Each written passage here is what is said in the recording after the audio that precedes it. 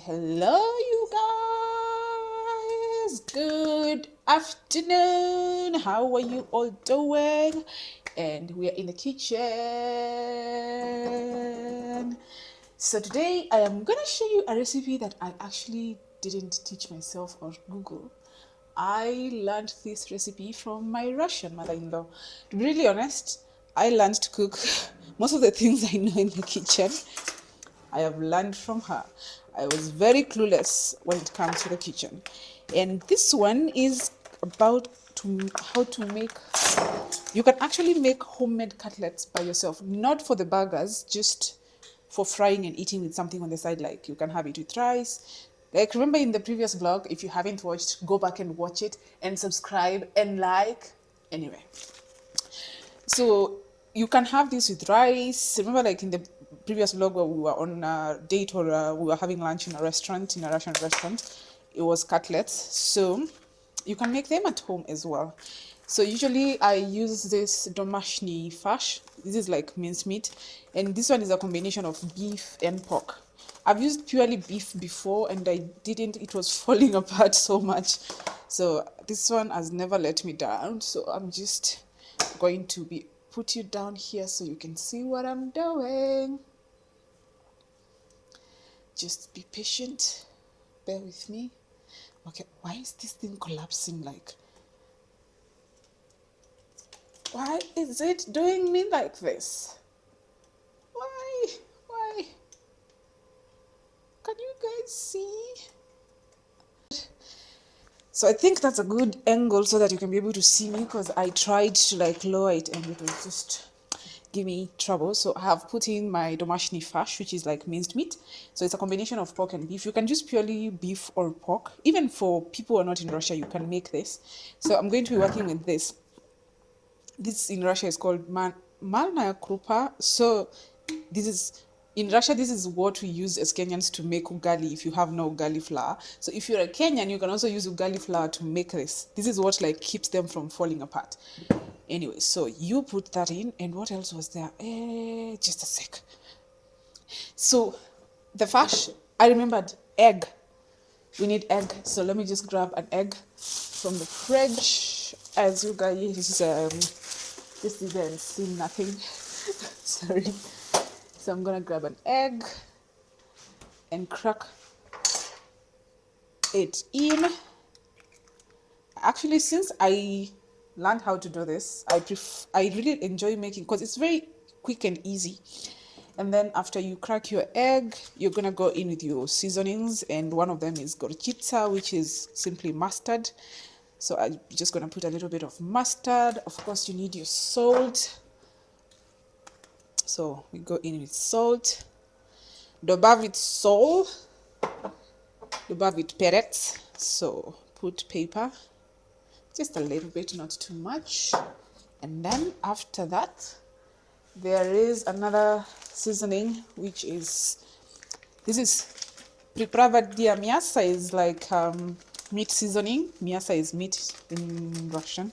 So you put your priprava dia miasa, and you put your paprika, sladka paprika. So this is sweet paprika. And I put a generous amount. And then before you mix, you need to grate in some white onion. So I'm just gonna quickly take off the peels.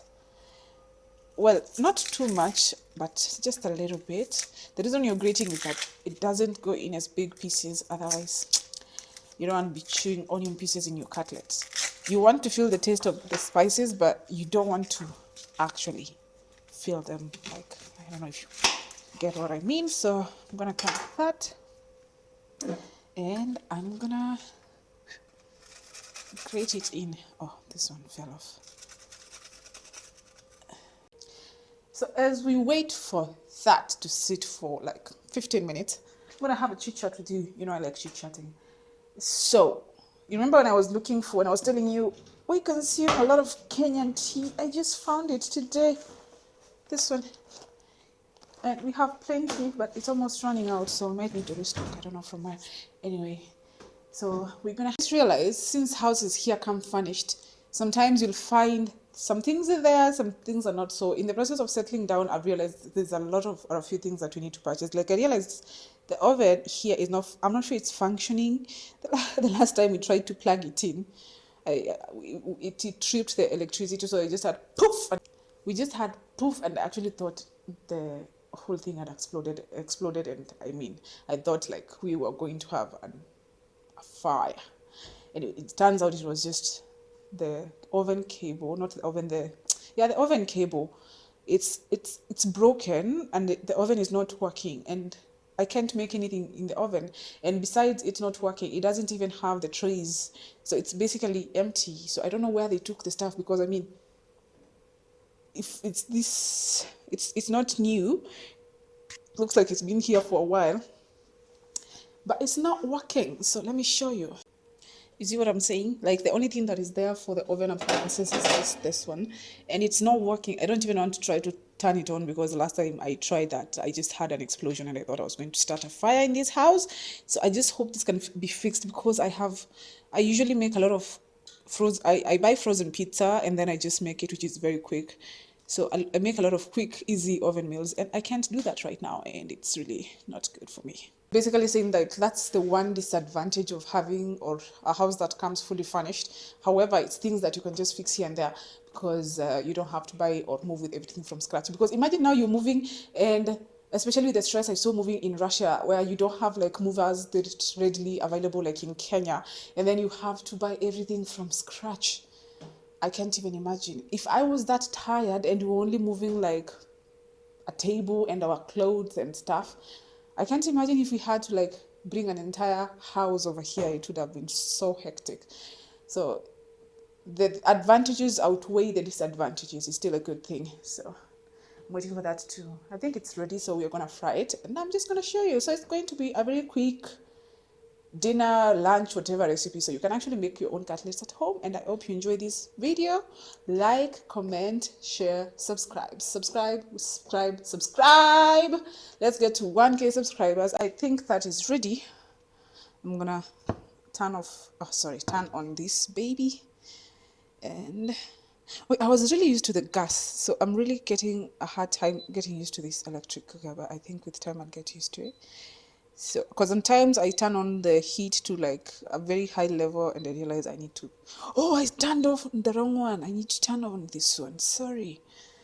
So, and also, as I was saying, like when something comes furnished, you don't really know what's there, and sometimes it's an ongoing basis of buying things on the go. So, I realize we don't have enough pots in this apartment. Like we have like 2 pots. The good thing is just the 2 of us, but we definitely gonna need more pots, and we don't have krishka, like the lids. Yes, the lids. So we also need to buy some lids for when you're cooking. So for now, you'll forgive me because I haven't gotten around to buy the lids. This is like the second meal I'm making in this house. So I'm just learning on the go what we need. For the oven, it's still something. First, we need to fix it. Then we can buy the appliances for like inside, or maybe we need to get another one. I don't know. That is my husband's department, not mine. So he is aware. He's gonna get it done. Anyway, because I really don't know how to be without an oven. Because you see, like when we went shopping recently, what's the good thing about Russia, or rather, yeah. Okay, in Kenya probably will have. So this is basically pizza that will take me. This is frozen pizza that I like to make. You can see it's CM to DV minute, 7 to 9 minutes, and it's ready. So once you preheat the oven to 210 degrees, you put it in, and in 9 minutes, you have your pizza ready. So you're making dinner in less than 10 minutes. That's why I really need this oven to start working. Yeah, this is chitire sira, is like 4 cheese. Chitire is for 4 cheese. Anyway, yeah. And I really love also making ugali with the oven made ribs, and I can't do that because I need to put the ribs in the oven, and the oven is not working. So once your oil is hot, I can see, oh my god, that's a huge chunk. Well, my grater didn't grate so perfectly, but well, we'll work with what we have. So you're gonna make it in a bowl. So make sure your hands are a bit wet. Okay, I didn't wet mine, but yeah, they're clean anyway. So that the meat doesn't get stuck on your hands. If it gets stuck, you just need to keep wetting your hands. And I think this is ready. Yeah, it is. So you put. So you remember I told you, let me just wet my hands. Remember I told you the glue that puts that meat together, you see it's not falling apart because of the flour. But it's not baking flour, it's like corn flour. Not corn, yeah, corn flour. But here in Russia they call it malnaya krupa, I think. I think so. So that's what keeps it together. And of course the egg makes it crispy. So I'm just gonna keep doing that with all of them.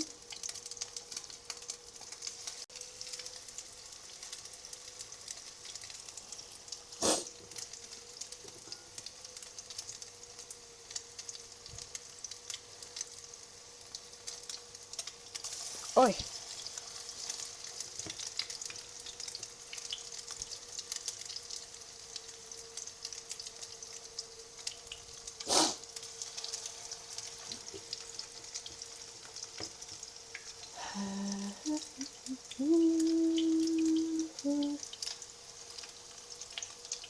I don't know how I'm going to work with this thing without a lid because I really need to cover this.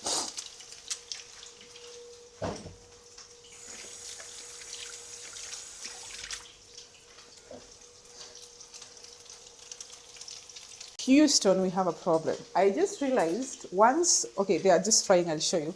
So once one side is brown and you turn on the other side and it becomes brown, you need to like lower the heat and let them simmer so that the inside can cook. And when they're simmering on low heat, they need to be covered so that the inside can cook. And remember I said we don't have a lid that is big enough to cover that pot. So I don't know what I'm gonna do, to be honest. I don't know. Maybe I'll cover it with an aluminum foil, but I don't know. Let me just see. As you can see, they are golden fried on the backs, on the first side, and I turned them over. I still don't know what I'm gonna do, but I'll improvise. I mean, what other choice do I have? So I'm just gonna now turn down the heat and let them simmer in low heat. Because once they brown, of course the middle is not cooked, only like the upper part you can see. But I'm pretty sure the middle is not yet cooked. I hope you guys can see.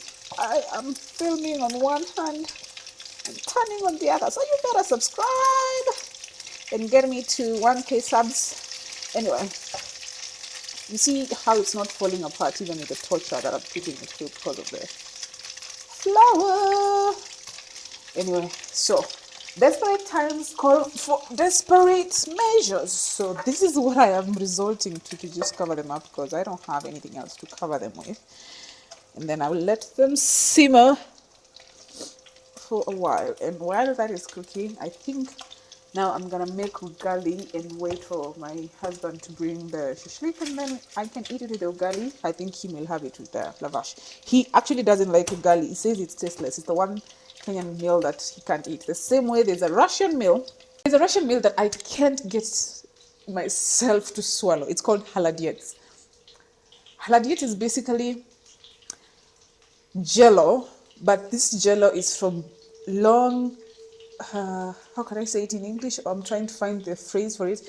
Like you boil pig feet for many hours until the meat falls apart. And then you also, I don't think you put seasoning, but it's really blunt, like it's so blunt. So it's basically pig feet meat in jello. So because once you boil and boil and boil, and then I think you need supposed to put gelatin in it, and then now it becomes jello. So the meat is like suspended inside the jello, and this jello is basically the soup from the pig feet. I cannot get myself to eat it. I have tried, and I'm someone who likes to experiment with food. And when I say that, I mean I have eaten snail in a Nigerian restaurant. I don't think I would eat it again, but yeah, I'm someone who likes to try new foods. Like even when we travel, like my list is not always like to go to the normal restaurants that will sell the normal food. I always try to eat local food, but haladiet, that one, you can't go this part. Oh my god, the microphone fell. Oh. So yeah, that is the one thing I can bring myself to eat, the haladiets. But the rest, much of the Russian foods I do I do eat some. I don't mind, but haladiets is a no-no for me. It's just a no-no. So even now, it's the same thing for my husband. Ugali for him, it's a no-no. He says it's tasteless. The same way for me, haladiet is tasteless. Like it's so slimy, it's tasteless, and the fact that it's coming from pig feet, no thanks. I improvised, and it's actually working. Our cutlets are coming up nicely. So as they almost finish cooking, I'm gonna go on it. Make ugali. You can see the water is boiling. So with ugali, you need to boil water first. And this is not ugali flour, for those who know. This is I don't know it's made from what, but it's very sticky, and I always find it hard for me to make it even be like evenly smooth. So I'm probably sure it will have a lot of lumps. But anyway, beggars are not choosers. It is what it is. I live in Russia, and gotta live with the consequences of my choices. And one of them is not being able to get legit ugali. So someone was telling me the secret to this is not to put too much, because I realized I always used to put too much so that I can be able to stir without leaving lumps. So I hope I can nail it this time, because every time I make it, I always end up with a disaster of lumps. So I hope this time I can nail it. I feel like it's like the Nigerians who do so well making. What is that? What is that? Okay. Nigerians would do so well making this, because it's like making maybe, I don't know, pounded yam or pounded semolina, because it's so soft. And you see already, I can see the lumps. Should I blend it? I don't know. I can't kill them, because with ugali flour, it's so easy to work with. Now see, already I can see the lumps. So what I usually just make it with the lumps and then take them out as I eat, because what else can I do? I can't get proper ugali flour over here. So this is the closest people who have lived here told me they get to it. So you see how it's sticky already, and I can't make proper ugali, so this one is really hard for me. I'm just, so don't come for me. I'm just trying what I can make. Hey, please die. I mean the lumps. I don't want it to have so many. It's so many. I'm not even kidding. It's so many lumps. Please don't be too lumpy. I haven't had ugali in so long. It's not like I'm a huge fan, but I like shashlik with ugali. But now the flour I had from November is already finished, and I haven't been lucky to get someone to bring me some more. So I just have to work with this. This thing is it's so sticky. It's really so sticky. Actually, it looks like, okay, I've eaten semolina, but the semolina was prepared by a Nigerian, so it was really, really good. And where I go to do my hair, I go to a Nigerian salon in Moscow. There's a lady who sells Nigerian food there, so she's always selling me pounded, it's not pounded yam, I think it's fufu with some Nigerian. You can eat it with obono soup or egusi, or of course it's very pepperish. And heart is always very smooth as well. So I think Nigerians, because their dishes are usually made with this kind of stuff, it's easy for them to make it smooth. But for me, I suffer, because the Kenyan corn flour, it's very easy to make. It's not so hard to make it smooth and consistent like this one, because this one is so soft. Anyway, I'm gonna just do the best I can and then plate it. I think the cutlets are ready. Anyway, I already switched them off, so they're just like simmering on the heat as the cooker cools down. Yeah. And actually, I just remembered, I also don't know how to know when it's ready, because with ugali, when it's from the one we have in Kenya. I think Africa has it in different versions. We have fufu or swallow in Nigerian. We have, I think, pap. Is it in South Africa? They call it pap. Shima in Zambia. In Uganda, I think they call it, I don't know what they call it. In Rwanda, they also have it. I don't know how they call it, but in Rwanda, they make it mostly from cassava. And I think also that someone who's made it before from cassava, they can make this type of flour because cassava is also this smooth and sticky and soft. But for Kenya, we usually use pure corn, and it's very, once it's ready, you can be able to see that it's not sticking to the pot and to the cooking stick. So I don't even know how to tell if this one is ready. I just like estimate by the number of minutes it's been in the pot, and I'm like, okay, I don't think. And my husband hates it as well because it was telling me when he was in kindergarten. I think Russian kindergartens, for the Russians who can tell me, that they feed kids kasha or porridge from semolina. So after eating it too much in kindergarten, he hates it. He hates semolina. He hates it so much. Anyway, so let's see if we can. Our bad boys are ready. So they're very crispy and brown. Even if I didn't have a lid, whatever I used worked. So sometimes you don't always have to keep a straight path to achieve the results. The end justifies the means. Not all the time, sometimes. And this is one of those cases. So you shouldn't let something so small prevent you from doing what you want to do. Don't make excuses, just get it done. That's what I believe. Don't just look for excuses. But my charger is not, like, just get it done or get it started. See? Bon appetit, baby. Anyway, are you kidding? So our bad boys are ready. That is the cutlets. You see how brown they look? So yeah, this is going probably to be dinner. So bon appetit, baby. Anyway, so I'm just going to keep stirring this. It almost like got stuck on the bottom. I think I'm supposed to just keep stirring like pounded yam. I have never made it, but I assume that's how it is. Anyway, I actually, the first time I ever tried yam was in Meru, because in Kenya we do have yams, but they grow in the cold regions, the mountainside, the Morema side.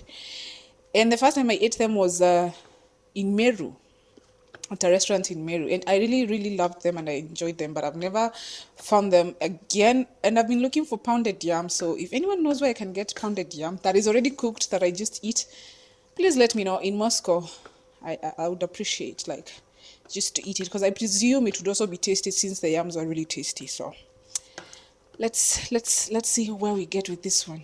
I think it's ready. What do you think? I think it's ready because I mean it's been in here for a while. If it was ugali, the one I'm used to as a Kenyan, it would already be ready and I would know because it wouldn't be sticking to. But I think this one just sticks until the end. So it's like that toxic relationship that you keep going back to. This is this one. It doesn't leave you alone. That toxic ex that you can't get over. Yeah, this is the relationship between the cooking stick and this thing. It doesn't seem to leave it alone, or they don't seem to leave each other. Anyway, I'm just, I got tired of starting this thing and I think it's ready. It came out of the pot by itself, so I'm just gonna assume it's ready. Because I don't know how to know. Yeah, I know I said they were for dinner, but what's a good chef who doesn't taste their artwork? So this is me approving my own work and tooting my own horn, because if you had told me that I'll be someone who is able to make their own homemade cutlets, I'd be like, the kitchen and I were not friends. I'm not even kidding. I'm gonna tell you that when I was relocating from Kenya and I was selling my oven, you see, there's the cooker part and the oven part. The oven part was brand new. I had never used it. I had never used it. So when I tell you the kitchen and I are just becoming friends, like we're just still trying to cultivate that relationship, trust me, we are. So allow me to bask in that season of,